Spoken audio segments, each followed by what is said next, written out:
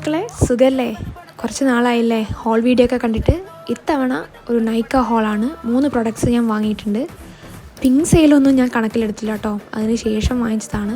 പക്ഷെ എന്നാലും എനിക്ക് കുറച്ച് ഓഫേഴ്സൊക്കെ കിട്ടിയിട്ടുണ്ട്. സോ വൈറലായിട്ടുള്ള 3 പ്രൊഡക്ട്സാണ് ഞാൻ ഇത്തവണ ട്രൈ ചെയ്യാൻ വിചാരിച്ചിട്ടുണ്ടായിരുന്നത്. ആദ്യം തന്നെ ദേ ഈ ഒരു സാധനമാണ്. ഇത് നൈറ്റ് ക്രീമാണ്.